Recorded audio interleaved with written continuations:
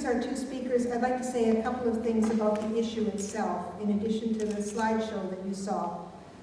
Many people in this room, myself included, cut their movement teeth on the nuclear issue, on nuclear weapons. I'm a strontium-90 baby. It was in my milk when I was growing up. I grew up with the threat of nuclear war, even though I lived in Canada. We didn't hide under the desks, but it was very much a part of my growing up. And it was very much a part of the movement's consciousness from about the 1950s to the early 1980s. But in recent decades, the threat of nuclear war has become sort of a non-issue. The thinking seems to be, well, if it hasn't happened yet, it's not going to. And during most of that time, 1950s to 1980s, I would say most of us were pretty oblivious to the dangers of nuclear power. 3 Mile Island in 1979 was a bit of a jolt, but aside from pictures of some very weird-looking dandelions and a whole bunch of jokes about radioactive chocolate from the Hershey factory, pretty soon the reactors sort of faded into our consciousness. And then along came Chernobyl in 1986. We had a whole bunch of kids staying at our house from Chernobyl, trying to get some kind of treatment for a while. They were 12 years old, every one of them had been exposed. And in 2011, there was Fukushima, and maybe those reactors weren't so benign after all. So today there's a new surge of activity, but most of it that we're aware of these days is around fossil fuels. People are out in the streets every day, protesting KXL and fracking and liquefied natural gas and pipelines and condensers and compressor stations. I was at a demonstration today in front of Cuomo's office demanding that we veto Liberty Port Ambrose, which is a proposed LNG station. And we're all calling on churches to divest and reinvest in renewables and go solar and go wind. So this new upsurge in the movement is mostly focused around fossil fuel energy, but it's causing many of us to take a second hard look at the whole nuclear issue. Nuclear power, but also nuclear weapons, and their relationship to climate change and the growing threat of nuclear war. So the work of our two speakers embodies both the connectedness between these, the links between the local and the global. Our first speaker is Marilyn Elie. She's a teacher and a librarian, which happens to be one of my favorite professions, because I regard them as the medieval monks of our time. They're preserving information for the future. She's also a founding member of Indian Point Safe Energy Coalition. And she is definitely a BFP kind of organizer. She's a grassroots organizer who is grounded in the local struggle, but whose perspective is informed by and linked to a network of similar struggles that are going on around the country and around the globe. And our second speaker is Gerson, who works at the global level, but he is vitally connected to the grassroots. He's director of the American Friends Service Committee's Peace and Economic Security Program. He's co-convener of the Peace and Planet Mobilization, which we're going to hear more about later. He's written extensively about nuclear weapons and U.S. foreign policy. And you can find some of his books. His most recent book is out on our literature table. And he works closely with the European and Asian peace movements, as well as with the peace and justice organizations around the United States. So let us welcome our first speaker, Marilyn Elie. Martha, you really, in your introduction, you really crystallized something for me that is not what I had planned to say and not part of my presentation at all. However, I do invite you right now, along with me, to think about nuclear power as a fossil fuel, because that's what it is. Nuclear power is fueled by uranium. Uranium is dug from the ground. There's a limited amount of it, and that's the beginning of the lie with nuclear power. And maybe if we sort of change our way of thinking about that, and when people say, oh, it's clean and green, then we can say, excuse me, it happens to be a fossil fuel. And it needs to be lumped right there with coal and gas and everything else. what I'd like to do is unpack this big issue of Indian Point. Indian Point, you hear a lot about it. It's 2 reactors. It's on the Hudson River. Most people think of it as just one big circle, but it's more complicated than that. So what I'd like to do tonight is to give you a way to think about it with 4 words. And those 4 words are waste, water, Wall Street, and weapons. Because under those 4 things, which are really not that hard to remember, you can begin to have a framework to understand the connections and what's happening there and how it plays out with almost everything else in our energy. Waste, water, Wall Street, and weapons. Do you think that you could speak without using the microphone? No, I probably they won't could. hear it. Well, but then they can't. They couldn't hear it. Yeah, there's a link to the camera. Sorry. I can hold it down, so I'm not. Is this okay? If I hold it down here, is this better? I'm not. You don't have those. Okay. We're good to go. Go ahead. Thank you. Radioactive waste is why I got into this, looking at Indian Point 20 years ago. I was a school librarian, and here are all these kids walking through my door every day. And as I was active in my life and doing activist stuff, I started thinking about the radioactive waste that was building up at Indian Point and what we were handing on to these children. We were handing them something that they will have to deal with, their children will have to deal with, and their children's children will have to deal with. Every bit of spent fuel, and that's what they call it when they take it out of the reactor, that was ever used at Indian Point since it opened almost 40 years ago, is right there on site. And it is stored in a pool. It's under 40 foot of water, but the building is like commercial construction. It's like a Kmart building. It is not hardened. Hardened is the word they use for the reactor building. The spent fuel is so much more dangerous because there's so much more of it. It has been racked and re-racked and re-racked. That is, it's been moved closer and closer and closer together so that the plant can continue to operate. There is a partial solution for that, and that's called dry cask storage. And what the company, it's very expensive, of course, and what the company is doing now is they take out just enough of what they call cooled fuel, spent fuel that's 5 years old and is not quite as radioactive. So they'll take out just enough, put it in a cask that is about a quarter as big as this room. Big, huge, concrete, they're round. You can see them on a Google Earth map if you're curious. And that lets them take out the fresh fuel, put it in the spent fuel pool, and continue to operate. That's how they're doing bit by bit by bit. So the waste that accumulates there is going to be toxic and deadly for 240,000 years. Some people say, well, we'll just send it away. There is no more away. We've used it all up. Yucca Mountain is dead. People keep trying to revive it. But then that brings up questions too. Is it fair? Is it democratic to send this fuel to some place where people don't want it? What they're talking about at Yucca Mountain is land that's sacred to the Northern Shoshone. And they vowed to fight. They are not nonviolent. Now, I don't know how that would ever play out, and hopefully we will never find out. But to put this kind of burden, first of all, you make a mess with uranium mining and do all kinds of damage there. You get the good out of the fuel once it's processed, because we're right in the middle of the fuel cycle. I'll talk more about that in a minute. But then you're done with it. You've made your mess.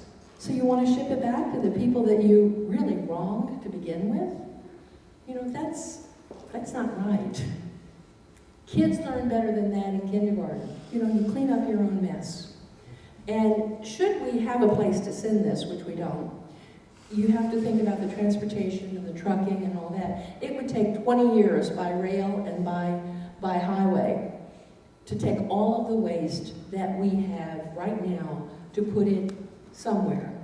The current plan is that, okay, we'll move it to basically a parking lot somewhere out in the desert. somewhere that's remote, somewhere where we don't have to worry about it. And if you scratch the surface of that argument a little bit, what you'll get is people who are very down the road thinking, this is really not waste, this is a resource. People who want to get into recycling. Not reprocessing. Don't ever let them tell you it's recycling, because it's not. Reprocessing and making even more of a mess. So I just kind of want to inoculate you against that whole idea of reprocessing spent fuel. And if you have any more questions about that, please let me know. We'll talk about it. David Lockbaum is with the Union of Concerned Scientists, and he is a world-class expert on, he's not anti-nuclear, but he's on making nuclear plants safer. And he really has been at odds with the NRC for a long time. I'd like to read you one quote. "The industry treats spent fuel as if it were benign. It is not." And I think from what I've just said that you can see some of the many different ways that it is not benign. It needs to stay where it is. The communities that have used it need to take responsibility for it. How that can possibly happen, what can happen to it, is such a conundrum. We need to stop making it. We need to stop producing more. We need to corral what we have and figure out how to keep it where it is on site.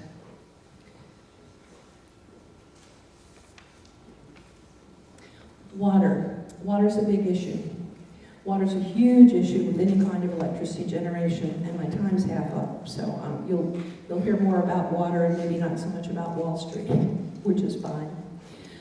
Indian Point uses more water in one day than all of New York and Westchester can drink.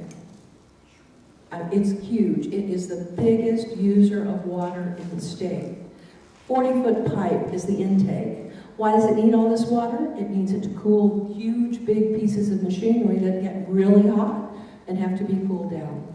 So the intake, 40 foot coming in, takes in a lot more than just water.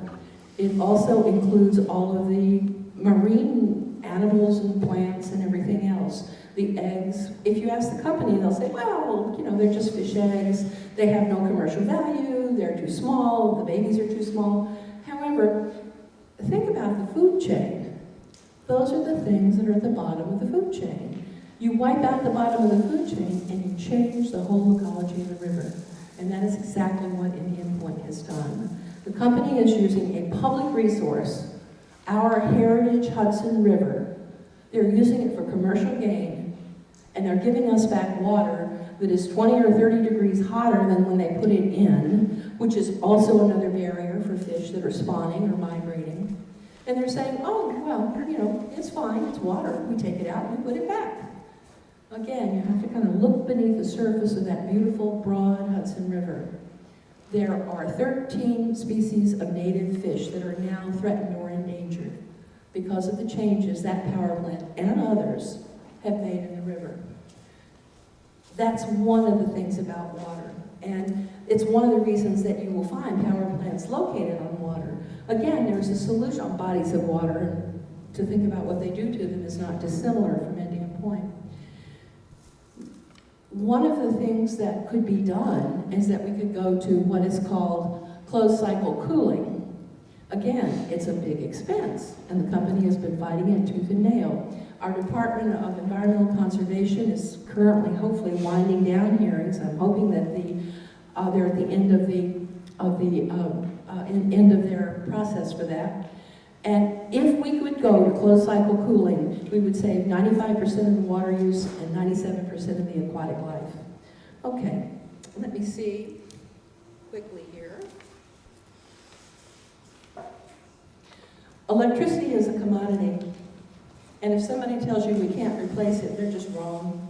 We have a free market economy. We have lots of ways that we can replace the electricity from Indian Point, and it doesn't all have to be in generation. It can be conservation, it can be efficiency, and there are many, many generators in the state, 320 some, that would be very happy to sell more of their electricity. And we do not use that much electricity in the New York City Westchester grid from Indian Point. It's sold elsewhere. Where is it sold? Well, we can't tell because it's proprietary information, and they won't tell us. So we don't know. But if you look at the amount that is purchased by contract, 560 megawatts from Consolidated Edison, that is only a very, very small fraction of the 13,000 megawatts that this city grid uses on a regular basis.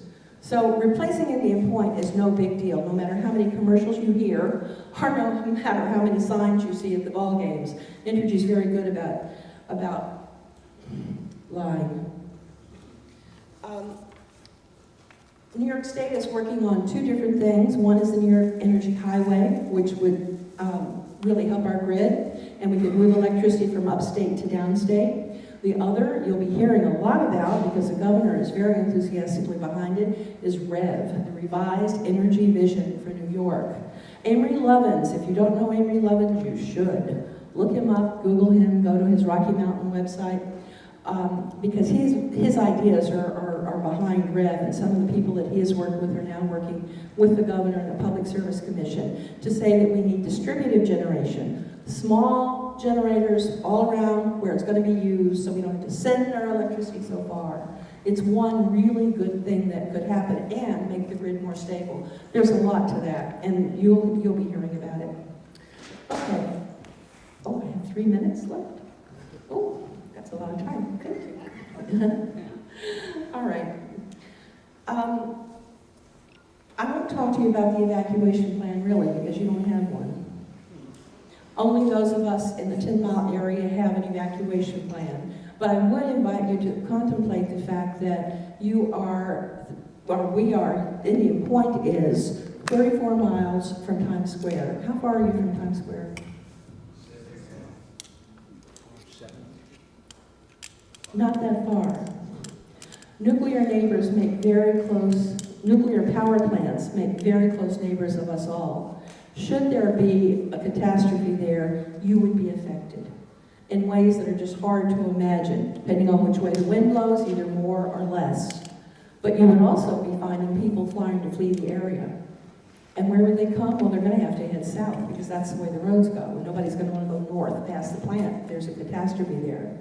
So that's something that needs to be included. And I hope that there will be more talk in New York City about evacuation and planning, just like you do for floods.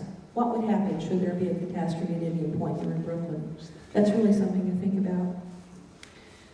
Well, weapons.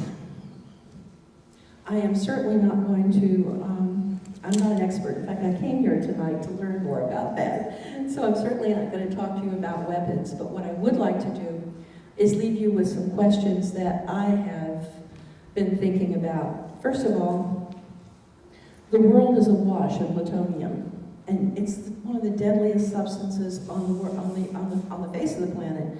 Helen Collicott says that it will become, and it has become, ubiquitous in the environment. You can find traces in the Arctic and in the Antarctic because of the weather, because of the currents, because of the wind, because of the water. This is not something we want to be ubiquitous in the environment, and yet we have so much of it, we don't know what to do with it, and we keep making more. That makes no sense. It just simply makes no sense. And is this the technology we really want to be using? Or do we want to find something that we can, and if we're using it, how can we say, oh no, you people over there can't have it? You know, it's just for us because we can take care of it. Well, we know better than that. But it's just such a selfish thing. Why not use cheap, clean, green electricity that we can export to the world, that we can share? Electricity that it doesn't poison the planet and kill us all, or have the possibility to do that. And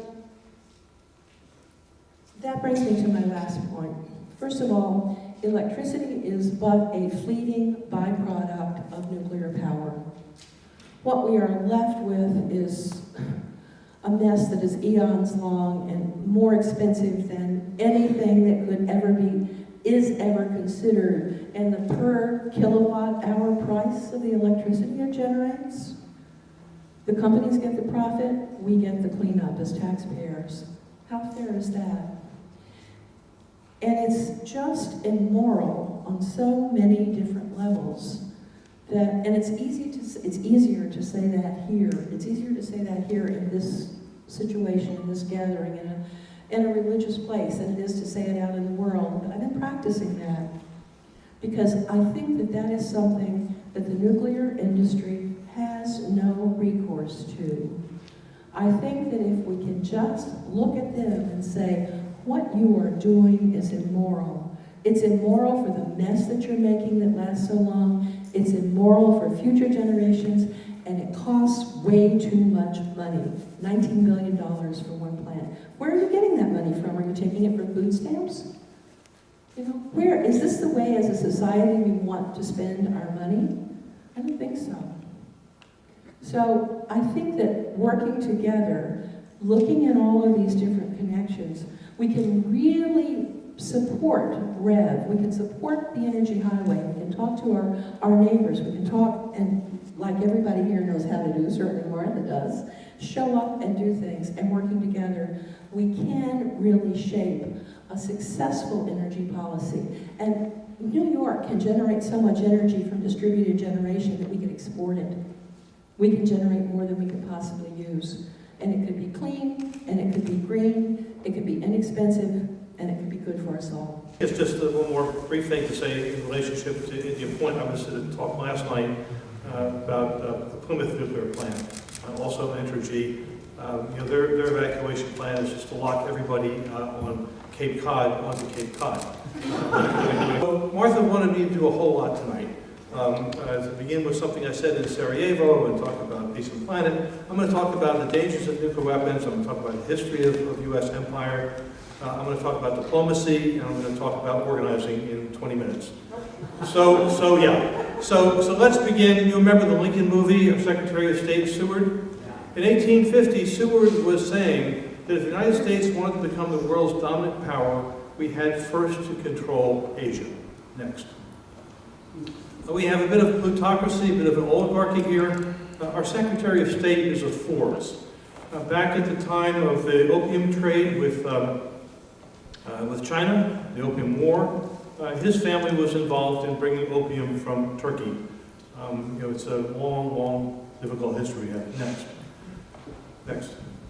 Yeah. So I have my life has had a peculiar path.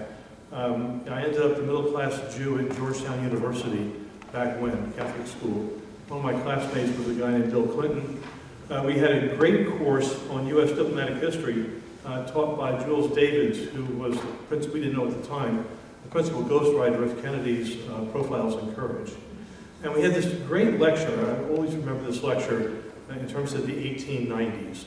And he described how in the early part of the 1890s, Roosevelt, Cabot Lodge, and Admiral Mahan really moved to build the fleet that we needed to challenge the British control of the seas. When Seward was around, we couldn't get the path to Asia because the Brits and the French and the Germans and the Spanish all had the stepping stones, the islands that we needed for coaling stations. But with the sinking of the Maine in Havana Harbor, we then had the excuse. I remember David's talking about Subic Bay, which I have since seen, as a beautiful, deep, perfect bay, just jumping off a point to get to the Chinese coast. So with that, we begin our global empire. A book that's really worth reading, very important, Zbigniew Brzezinski. You'll remember Jimmy Carter's National Security Advisor, the founder of the Trilateral Commission. For his students, he wrote this book, The Grand Chessboard, which is essentially a primer on how to maintain the U.S. empire. Next. And what he says there is that kind of old geostrategy, it's to, if you control your Asia, then you are the world's dominant power. And like Britain before us, the United States is within this frame of reference an island power.